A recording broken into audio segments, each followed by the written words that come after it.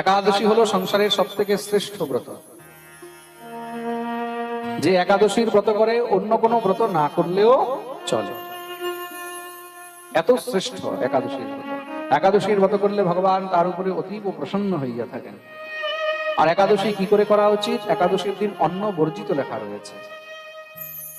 সপ্ত ধান্য, শস্য ইত্যাদি এগুলো সব কিন্তু একাদশীর দিন বর্জিত রয়েছে।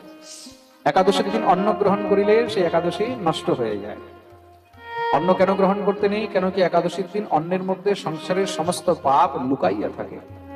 তার জন্য একাদশীর দিন অন্ন গ্রহণ করলে সাক্ষাৎ পাপকে ভক্ষণ করা হয়। সুতরাং একাদশীর দিন অন্ন গ্রহণ করিতে নেই। তাহলে উত্তম একাদশী কি? উত্তম একাদশী হলো নির্জলা থেকে।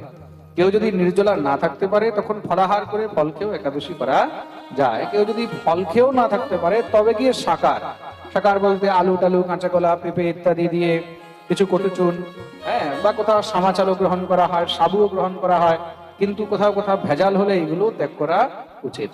কিন্তু এটা উত্তম একাদশী নয়, এটা হলো ধমাধম একাদশী।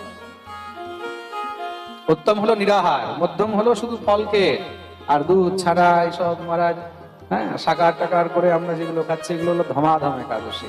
প্রেম সে বলো রাধে। অনেকে আবার একাদশীর দিন রুটি খেয়ে একাদশী করে না অনেকে।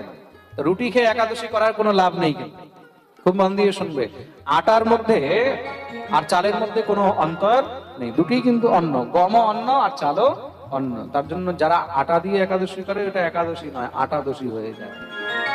তা আটাদশী করার থেকে না করাই বেশি ভালো। একাদশী এইভাবেই করা উচিত। আচ্ছা, কে কে এখানে একাদশী করে একটু হাত উপরে করে